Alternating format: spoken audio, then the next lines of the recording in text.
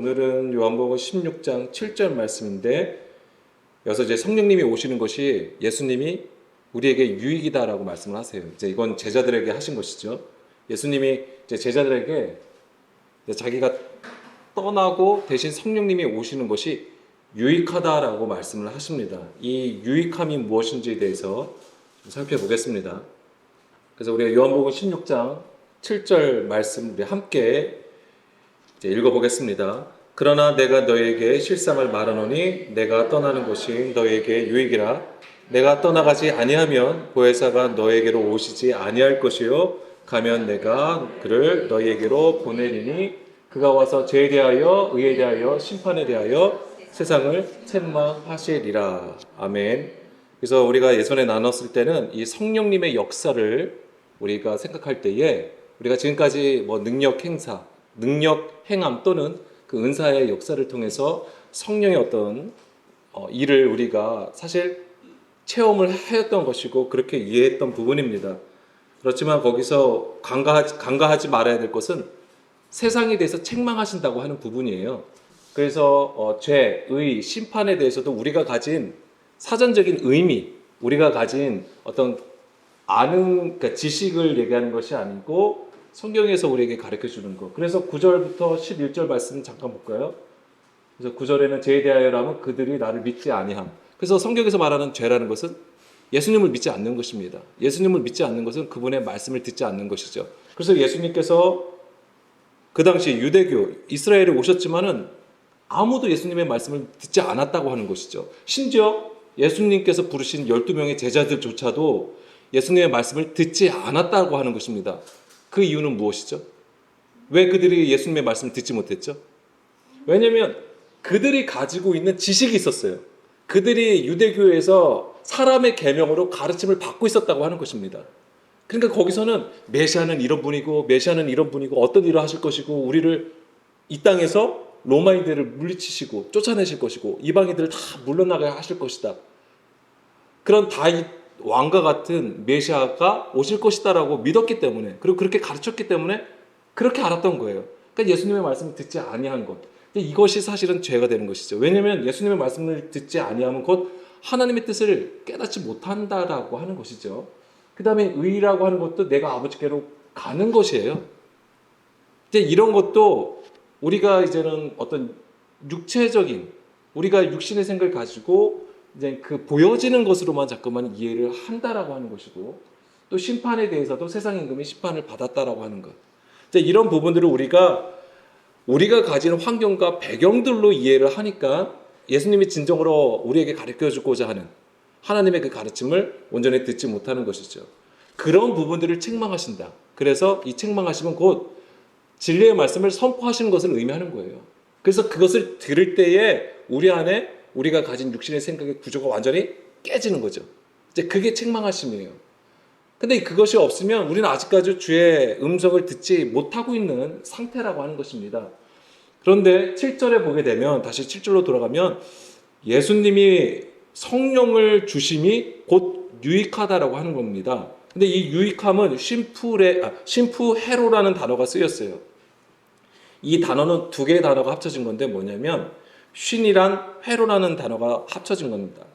그래서 쉰, 뭐뭐와 함께라는 뜻이에요. 이게 좀 중요합니다. 누구누구와 함께라는 개념이 있어야 되는 거예요.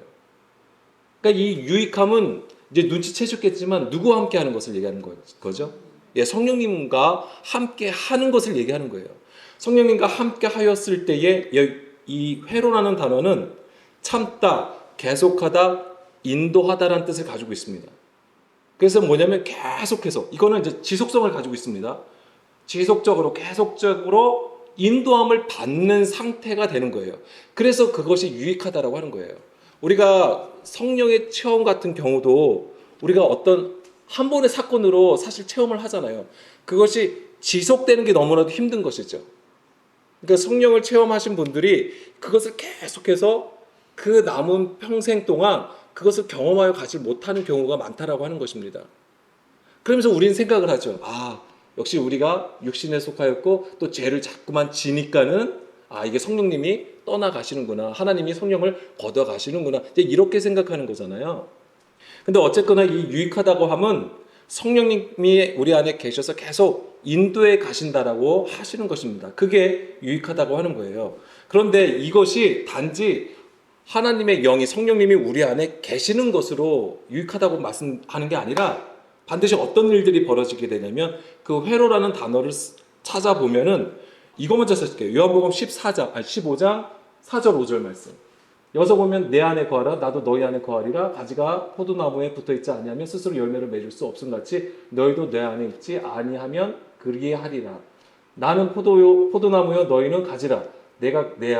그가 내 안에 내가 그 안에 거하면 사람이 열매를 많이 맺나니 나를 떠나서는 너희가 아무것도 할 수 없음이니라. 사실은 여기 회로라는 단어가 뭐냐면 열매를 맺다라는 거예요. 맺는 거예요. 근데 여기서 보게 되면은 열매를 맺기 위해서는 반드시 어떻게 해야 되죠? 반드시 그 가지에 붙어 있어야 되는 거예요. 그것이 그것이 무엇을 의미합니까? 우리가 예수님 안에 거하는 거고 예수님이 우리 안에 거하는 그 연합된 상태, 하나됨을 얘기하는 것입니다. 그것이 열매를 맺는 조건인 거예요. 그래서 다시 유익이라 하는 것은 바로 뭐냐면 바로 여기서도 무엇이 유익이냐면 바로 그 가지에 붙어 있는 상태. 그래서 하나 되는 연합됨을 얘기하는 것입니다. 그것이 바로 유익. 그래서 예수님이 말씀하신 것은 바로 그 유익함을 너희들이 받아야 된다고 하는 거예요. 다시 요한복음 16장 7절로 돌아가게 되면은 내가 떠나는 것이 너희에게 유익이라. 내가 떠나가지 않으면 보혜사가 너희에게로 오시지 아니할 것이요. 그러니까는 우리가 성령님이 오시려면 반드시 무슨 일이 있어야 되는 겁니까? 예수님이 떠나가심이 있어야 돼요. 근데 이 예수님이 떠나가신다는 것이 무엇입니까? 십자가예요. 그걸 알아야 돼요. 예수님이 떠나가심은 곧 십자가의 죽으심을 의미하는 거예요. 그래야지만이 성령님을 보내주신다고 하는 것이죠. 여기서 보혜사라고 했잖아요. 왜 성령님이라고 안 하고 왜 보혜사라고 했을까요? 성령님이 오실 것이다 이렇게 하셔도 되는 건데 보혜사라고 말씀을 하셨어요. 여기서 보혜사라는 것은 이제 파라클레토스라고 되어 있죠. 그래서 우리가 알고 있듯이 중보자, 그 다음에 위로자, 돕는 자라는 뜻을 가지고 있습니다. 그런데 이 파라클레토스도 동사형은 뭐냐면 가까이서 부르다, 그 다음에 위로하다라는 뜻을 가지고 있고 훈계하다라는 뜻을 가지고 있는 거예요.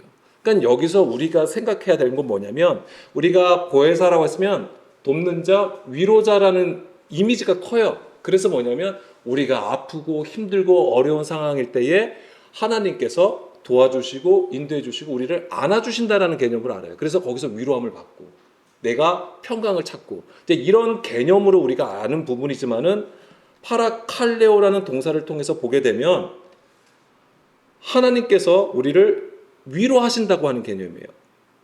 근데 이 위로가 우리를 그냥 쓰담쓰담 해주시는 게 아니에요. 뭐냐면 훈계하심이라는 것을 알아야 되는 거예요. 그래서 이사야 40장 1절 말씀을 볼까요? 이사야 40장 1절 말씀을 보게 되면 이 성경에서 말하는 위로함은 바로 이것을 얘기하는 겁니다. 너희 하나님이 이르시되 너희는 위로하라 내 백성을 위로하라. 그럼 이 위로가 뭐냐면 너희는 예루살렘의 마음이 닿도록 말하며 그것에게 외치라 그 노예의 때가 끝났고 그 죄악이 사함을 받았다라고 하는 거예요. 이게 위로예요. 그래서 이제 3절부터 5절까지가 바로 그 내용이잖아요. 여호와의 길을 예비하라. 하나님의 대로를 평탄케 하라. 그래서 우리 안에 있는 골짜기, 산, 언덕, 고르지 아니한 것, 굽은 것, 이 모든 것이 어떻게 되는 거예요? 평지가 되는 상태. 하나님께서 이 일을 하시는 거예요. 이게 바로 아까 너에게 때가 끝났다고 하는 얘기고 우리의 죄악이 사함을 받았다라고 하는 거예요. 근데 이것이 바로 성령의 일이라고 하는 것이죠. 그러면은 5절에 여호와의 영광이 나타난다라고 하는 것입니다. 그것이 위로예요. 근데 이 일을 누가 하시는 거냐면 바로 성령님이 하신다고 하는 거예요. 그래서 아까 다시 요한복음 16장 7절에 보혜사를 보내주심이 바로 이 일을 아까 이사야 40장의 그 일을 위해서 하신다라고 하는 것입니다. 물론 우리의 아픈 것, 우리의 모난 것 싸매주시고 안아주시고 따뜻하게 말씀해 주시면 좋죠. 뭐 그거 싫어할 사람이 누가 있겠어요. 근데 그것을 우리가 대부분 보면은 감정적으로 가지고 있다라고 하는 거예요. 감정적으로 가지고 있고, 근데 그것이 또 얼마 못 가요. 또 다른 일을 당하면 또 어느 순간에 또 내 마음은 볶이고 넘어지고 낙심한다라고 하는 것이죠. 그러면 그거는 진리가 되질 않아요. 우리 안에 진리가 세워지지 않았다고 하는 것이죠. 그래서 보혜사라는 개념, 파라클레토스, 뭐냐면 위로자라는 뜻도 있지만 우리에게 그것은 훈계하심이라고 하는 거예요. 그리고 지속적으로 우리를 이끌어 가신다라고 하는 것입니다. 그래서 예수님은 그 성령님이 너희들에게 오셔서 가르쳐 주시고 끝까지 이끌어 가실 때에 그것이 너희들의 삶에서 유익이 된다라고 말씀을 하셨던 것입니다. 그래서 예수님은 우리 곁을 떠나가셔야 돼요. 제자들 곁을 떠나셔야 되는 거예요. 십자가를 지심으로써. 근데 한번 생각해 보세요. 이건 맨 마지막 부분에 다루겠지만은 예수님이 떠나가셨을 때 제자들의 마음은 어떠했을까요? 두렵지 않았을까요? 네. 왜냐면 자기들은 지금까지 예수님을 따라온 거거든요. 뭐 알든 모르든 간에 예수님을 따라왔어요. 그런데 갑자기 예수님이 안 계신다고 하면 그들의 진로가 어떻게 되겠냐고요. 신앙의 진로가 어땠을 것 같아요? 깜깜이죠. 예수님이 이제 없는데. 생각해 보세요. 지금 누군가를 내가 따라가고 있어요. 근데 그 앞에 그 사람이 갑자기 사라졌다고 생각해 보세요. 깜깜하죠. 이제 그게 이제 고난이 되는 겁니다. 그들에게는. 진짜 고난이에요, 그게. 그걸 이제 나중에 마지막 부분에 정리하면서 잠깐 말씀드릴게요. 예수님은 그래서 본인이 십자가를 지심으로써 이제는 이 성령님을 우리에게 보내주시는 것이라고 유익이라고 하셨던 것입니다. 자, 우리는 십자가의 공로로 죄사함을 받고 이제 구원을 받았다고 우리가 말을 하죠. 그래서 우리의 할 일은 오직 예수 그리스도를 믿는 일뿐인 것처럼 생각이 됩니다. 그리고 사실 이것은 틀린 말이 아니에요. 예수님을 믿는 것은 당연한 구원이 되는 것이 맞습니다. 근데 요한복음 11장 25절 이런 말씀들이 더더욱더 우리가 그것에 대해서 확신을 가지죠. 나는 부활이요 생명이니 나를 믿는 자는 죽어도 살겠고 무릇 살아서 나를 믿는 자는 영원히 죽지 아니하리니 이것을 내가 믿느냐. 그리고 요한복음 6장 35절 말씀에서도 나는 생명의 떡이니 내게 오는 자는 결코 줄이지 아니할 터이요 나를 믿는 자는 영원히 목마르지 아니하리라. 자, 이런 말씀을 통해서 우리가 예수님을 믿기만 하면 되는구나. 구원을 받는구나. 이렇게 생각을 하죠. 특히 우리가 어떤 생각까지 하냐면 죽어서 천국에 가는 것은 당연하다라고 생각을 하거니와 또한 우리의 삶에서 어떤 혜택을 누릴 수 있겠구나라는 것까지도 생각을 해요. 예수님을 믿으면.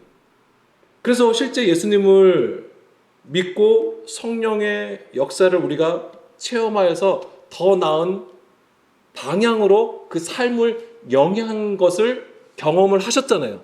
그래서 병고침을 당하거나 어떤 문제가 해결되거나 이런 것들을 우리가 경험을 했던 것이죠. 그리고 그것은 실제적으로 우리가 하나님을 아는 것, 하나님을 믿는 것에 대한 성장으로 우리를 이끌어간 것도 사실입니다. 그럼에도 불구하고 이것은 여전히 하나님을 아는 것, 그리고 예수님을 믿는 것의 일부가 된다라고 하는 것이죠. 그 온전한 것으로 나아가지 못하는 것이죠. 다만 그것이 잘못됐다는 게 아니라 과정이었다라고 하는 것이죠. 자, 고린도전서 13장 9절에서 10절 말씀 보겠습니다. 자, 우리는 부분적으로 알고 부분적으로 예언하니 온전한 것이 올 때에는 부분적으로 하던 것이 패하리라. 자, 우리의 일은 여전히 부분적이라고 하는 것입니다. 예수님을 믿는 것 또한 마찬가지입니다. 그러나 온전한 것이 오면 이 부분적으로 하던 것이 패하여진다라고 하는 것이죠. 그것은 이제 이스라엘의 역사를 보면 계속 알 수 있는 거예요. 우리가 지금 사무엘서를 보고 있잖아요. 거기서 하나님께서는 사울 왕을 패하시고 다윗 왕을 세우시는 거잖아요. 자, 그런 그림들이 다 이런 거와 관련되어 있는 것입니다. 그래서 사울 왕이 보여줬던 것은 번제와 제사라고 하는 보여지는 구조예요. 근데 그것이 엄청나고 대단한 열심을 가지고 있어도 그것은 여전히 부분적인 일이라고 하는 것이죠. 그렇지만 이제 다윗을 통해서 계속해서 하나님은 그 완전한 대로 나아가는 것을 보여줍니다. 그렇다고 제가 지금 다윗은 완전한 사람이라고 말씀드리지는 않습니다. 그 또한 죄 가운데서 계속 넘어지는 부분을 보여주고 있고 환난 가운데 있었다고 하는 것이죠. 그리고 이제 12절 보겠습니다. 12절 보게 되면은 지금 우리가 하는 일이 거울을 보는 것 같이 희미하다라고 하는 것이죠. 그래서 그러나 그때에는 주께서 나를 아신 것 같이 우리도 온전히 알게 된다라고 말합니다. 여기서 패하다라는 말씀을 잠깐 먼저 볼까요? 다시 9절, 10절이죠. 여기서 보면은 온전한 것이 올 때에 부분적인 것이 폐하여진다고 했는데 여기 폐하리라 카탈게오라고 되어 있습니다. 카탈게오. 이게 뭐냐면 완전히 쓸모없다, 쉬다, 파괴하다, 소멸되다라는 뜻을 가지고 있습니다. 이것은 이제 더 이상 쓸모가 없으니까 하나님께서 치워버린다, 버리신다라는 말이 아니에요. 이게 이 단어가 의미하는 것은 뭐냐면 폐하신다고 하는 것은 아래의 것, 즉 뭐냐면 그 육신의 행위로 추구하지 않게 하신다고 하는 거예요. 더 이상. 그러니까 이제 우리가 더 이상 땅의 것을 구하는 것이 아니라 위의 것을 찾게 하신다고 하는 거예요. 이것이. 그래서 이것을 위한 과정이라는 게 필요한 것이죠. 과정. 우리의 육신의 구조가 깨어지는 과정들이 필요한 것입니다. 그래서 로마서 6장 6절. 그것을 도와주시는 것이 바로 누구냐면 누구겠어요? 성령님이라고 하는 거예요.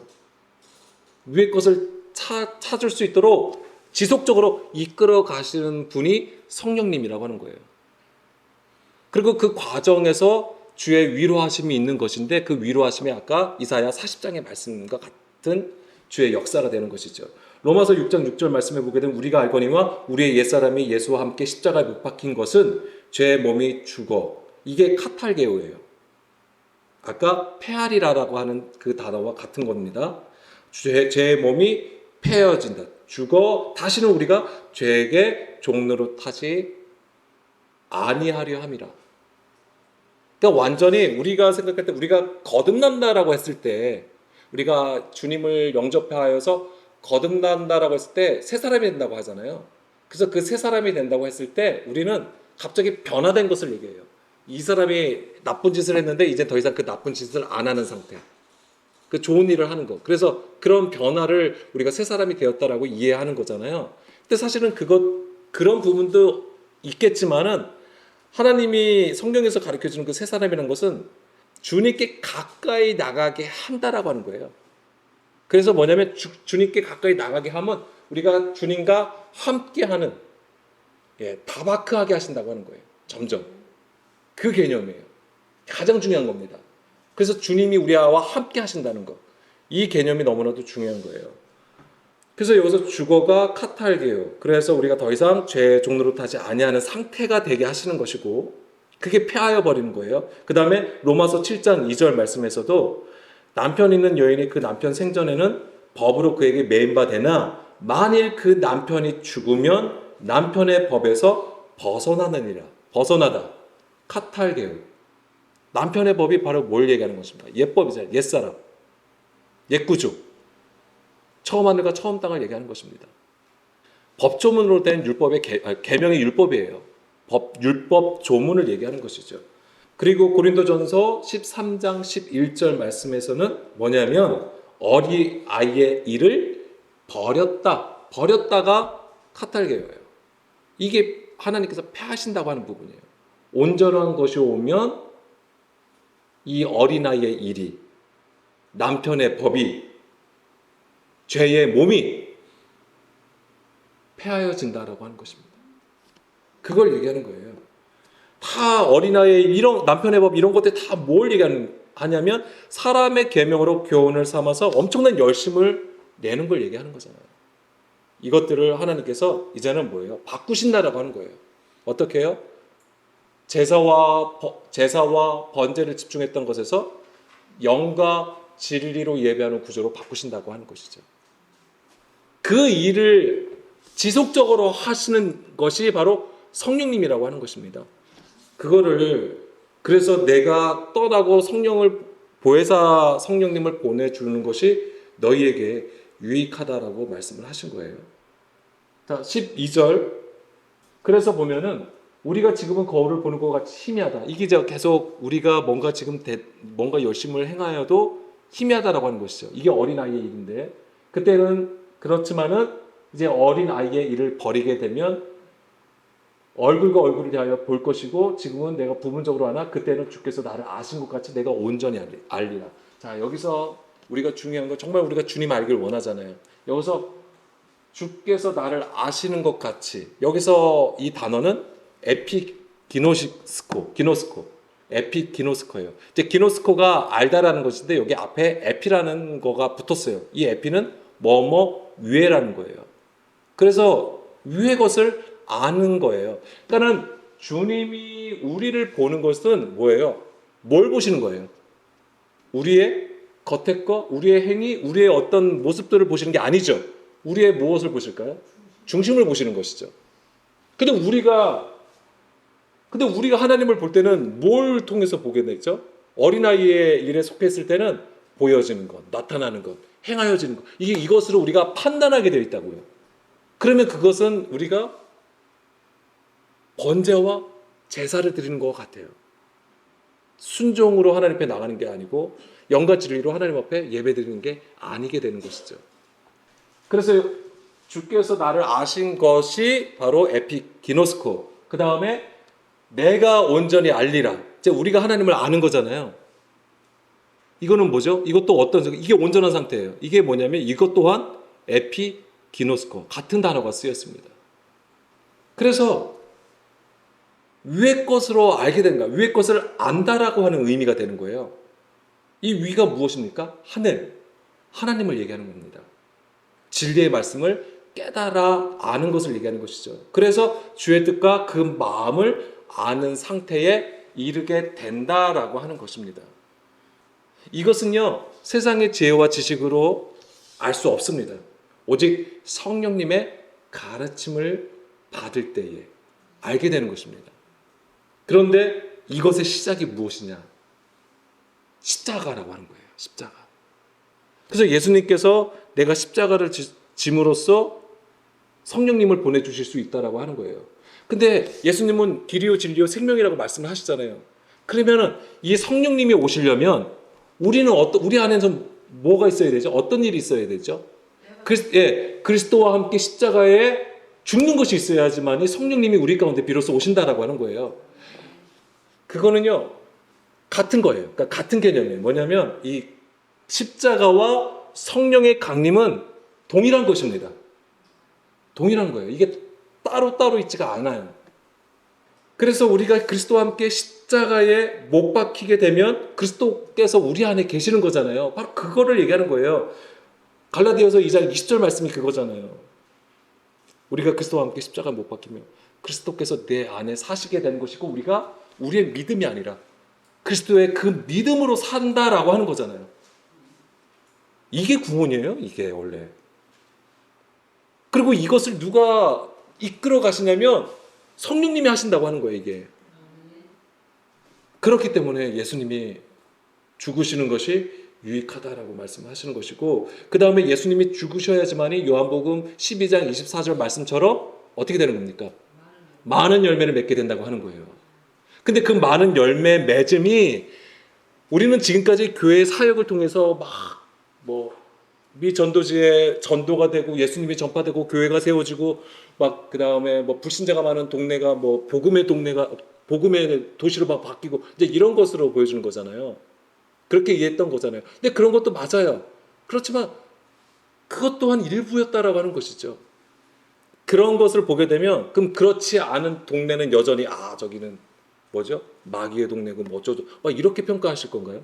비교가 된다고 하는 거예요. 그런 구조로 얘기하지 않습니다. 성경은. 그렇기 때문에 예수님께서 가신 그 길, 십자가, 우리 또한 나를 부인함에 있어야 되는 거예요. 나를 부인함. 내가 십자가에 지는 것이 무엇이냐면 나를 부인하는 거예요. 그래서 제가 이제 책 하나를 읽는 것 중에 뭐가 있냐면 복음과 함께 고난을 받으라라는 책이 있어요. 그게 이제 저자 이름이 생각이 안 나는데 거기서 이런 글귀가 있습니다. 뭐냐면 가장 큰 고난은 완전성에 가장 가깝다라는 말이 있어요. 가장 큰 고난은 완전성에 가장 가깝다. 저는 이 글귀가 너무 와닿았던 거예요. 그 가장 큰 고난을 누가 보여주신 거예요? 예수님이 보여주신 거잖아요. 그게 완전함으로 나가는 길이에요. 온전함으로 나가는 길. 그래서 예수님이 마태복음 5장 17절에도 말씀하신 것이 내가 율법과 선지자를 폐하러 온 것이 아니라, 그러니까 거기서도 뭐냐면 폐하러 오신 게 아니라 완전히 집어쳐 치우려고 오신 게 아니라고 하시는 거예요. 뭐냐면 완전하게 하기 위해서 왔다 하신 것인데, 그것이 뭐냐면 어떻게 보면은 예수님이 그 말씀을 순종함으로써 온전케 하시는 일을 우리에게 말씀하신 것이 되는 거죠. 그래서 그 십자가, 가장 큰 고난, 그것은 뭐냐면, 가장 큰 고난이라는 것은 뭐냐면, 우리가 또 우리가 닥친 상황을 가지고 자꾸만 이해를 하시는데, 그거는 사실은 뭐냐면 고난의 고통, 고난의 정도는 사람에 따라 다르다고 하는 거죠. 누구한테는 제가 며칠 전에 일을 하다가 손톱이 빠졌어요. 기계 쪄가지고 손톱이 빠졌는데, 이 고통이랑 교통사고가 나가지고 사고를 크게 다쳤어요. 누구 고통이 더 크죠? 예, 이거 절대 이거 얘기하시는 분 없으시죠? 다 교통 당한 걸 얘기하실 거 아니에요. 그렇게 비교할 수 없다라고 하는 거예요. 저는 이 고통이 너무 큰 거래요. 그러니까는 이거는 사람에 따라 다를 수 있기 때문에 그걸로 측정할 수는 없다라고 하는 거예요. 그러니까 가장 큰 고난이라는 것은 뭐예요? 복음이에요. 복음을 듣는 거예요. 말씀으로 고난받는 걸 얘기하는 것이죠. 그 말씀을 듣고 순종하여 주의 길로 행하여 나가는 것이 완전성에 가깝다라고 하는 거예요. 그건 주님께서 정하신 방법이고 길이었다고 하는 것이고, 그것을 예수님이 나가신 것이죠. 우리는 그 예수님의 말씀을 듣는 이유가 거기에 있는 것입니다. 근데 그 과정이 우리의 힘과 의지로는 안 돼요. 오직 성령님께서 도와주실 때에, 달리 말씀드리면 성령님께서 우리 안에 있는 세상의 구조를 책망하실 때에, 교훈하실 때에, 훈계하실 때에 우리가 주의 길로 나갈 수 있다라고 하는 것입니다. 그 과정은 고난이에요. 그래서 예수님이 성령을 보내주시기 위해서 제자들 곁을 떠났단 말이죠. 그러면 아까도 질문 드린 것처럼 그 제자들은 어땠겠냐면 두려운 거죠. 왜 두려울까요? 아직까지 그들은 육신에 속한 자들이기 때문에 그렇습니다. 예수님이 보이지 않으면 어떻게 되겠냐고요. 근데 한번 이런 걸 우리가 생각해 보세요. 지금 우리 아이들 있잖아요. 아이들이 있으면 어린 아이들이란 말이에요. 이 아이들이 엄마 아빠가 안 보이면 어떻겠냐고요. 우리 담비는 처음에는 쿨하게 엄마 아빠 잘 갔다 와 하더니만 몇 시간 지나면 전화 와요. 언제 오느냐고. 물론 뭐 사가지고 오라는 것이 목적이겠지만 안 보이면 불안하니까 이제는 전화를 하는 거죠. 근데 이제 장성한 자는요, 어떻습니까? 어른이 되면 따로 부모님을 찾지 않아요. 그러니까 제자들에게 있어서는 예수님이 안 보인다는 것은 엄청난 두려움을 줬을 겁니다. 그리고 그것이 또한 고난의 길이 실제 시작이 되는 거예요. 예수님이 보이지 아니함은 제자들에게 있어서는 진짜 좁은 문으로 들어가는 첫걸음이 되는 거예요. 뭐냐면 홀로서기가 되는 거예요. 홀로서기. 우리가 이 영적으로 성숙하게 되면 우리가 겉으로 보여주는 것은 혼자 있고 홀로서기가 되는 것이지만, 오직 그 안에서는 뭐예요? 그 홀로섬은 곧 광야에 있음을 얘기하는 것입니다. 한적한 곳에 있는 거예요. 그래서 예수님도 무슨 일을 우리가 보면은 어떻게 하시죠? 기적들을 행하신 다음에 또는 많은 무리들 가운데 있다가 어디로 가시냐면은 한적한 곳으로 가신다고 하는 거예요. 그곳에서 무엇을 하실까요? 예, 기도하시러 가신다고 되어 있어요. 주님의 말씀을 받는 것입니다. 은혜와 진리의 충만함을 공급받으시고 또 계속해서 전진해 나가시는 거예요. 그 예수님의 그 삶 자체가, 공생의 삶 자체가 바로 성령님과 함께 하시는 일이었다고 하는 거예요. 그걸 잊어서는 안 돼요. 그래서 우리의 삶도 마찬가지입니다. 어떤 때는 탁 이렇게 탁 나타났다가 갑자기 또 우리가 또 열심히 하면 싹 사라졌다가 다시 또 우리가 또 구하면 또 그때 딱 나타났다가, 이런 게 아니에요, 절대. 그렇지만 그 모든 것이 다 고난의 여정이 된다라는 거 우리가 잊어서는 안 됩니다. 지금 여러분들은 우리는 예수님을 보고 있나요? 보고 계세요? 네, 보셔야 돼요. 그것이 또한 홀로서기입니다. 홀로 서는 거예요. 나한테 보여지는 거, 나한테 나타나지는 거, 나한테 내 삶에 유익이 되는 것으로 보는 게 아니라 정말 그 말씀을 보는 것으로. 이 보는 것은 곧 듣는 것이고 깨닫는 것이고 행하는 것입니다. 여기 다 포함되는 거예요. 그것이 우리의 삶에 반드시 있어야 되는 것입니다. 그것이 바로 성령님께서 하시는 것이고 오늘 우리는 인내하면서 따라가는 거예요. 반드시 인내하면서 하나님의 말씀과 예수의 증거를 가지고 계속해서 나가는 것입니다. 그것이 진정한 위로예요. 하나님의 위로를 받으셔야 됩니다. 비록 그것이 고난이 있고 십자가의 길이지만 그것은 분명한 것은 생명의 길입니다. 아멘. 우리 함께 이 시간 기도하겠습니다. 자, 이 시간 우리가 나눈 말씀들 다시 한번 마음에 새기길 원합니다. 특별히 오늘 우리가 이제 성령님께서 우리 안에서 하시는 일, 그것이 우리에게 진정한 유익이 되기 위해서는 단지 우리가 원해서 구하여서 성령님께서 하시기를 원하는 그 원함이 아니에요. 그것은 우리의 뜻이죠. 그 우리의 뜻대로 되기를 구하는 것이 아니라 정말 하나님께서 우리를 세우시려고 하는 목적, 거룩한 자가 되게 하시고 흠없게 하시고 하나님의 몸된 교회로 세우시기 위함이라는 것을 알아야 돼요. 근데 그것은 여전히 과정이 필요하다고 하는 것입니다. 근데 그 과정은 십자가에서부터 시작이 되는 거예요. 근데 그 십자가를 우리는 어떻게 지고 가냐 이거죠. 그리스도와 함께 십자가를 져야 되는데 우리가 어떻게 질 수 있어요? 말씀을 듣는 것에서부터 시작이 되는 거예요. 우리가 계속 말씀 중요하게 계속해서 중요하다라고 말씀을 드리는 거는 정말 이 성경은 말씀이에요. 그리고 하나님 이 말씀 자체잖아요. 하나님이 말씀이시잖아요. 그래서 그 말씀을 듣는 것을 우리가 오늘 구하기를 원하고 그 들음을 통해서 하나님의 영이 우리 안에 거하시길 원하고 우리가 또한 그 말씀에 순종하여 나갈 때에 정말 하나님께서 보시는 그런 선한 일들이 우리 가운데 있기로 나타나길 간절히 원합니다. 이 시간 우리 함께 기도하실게요.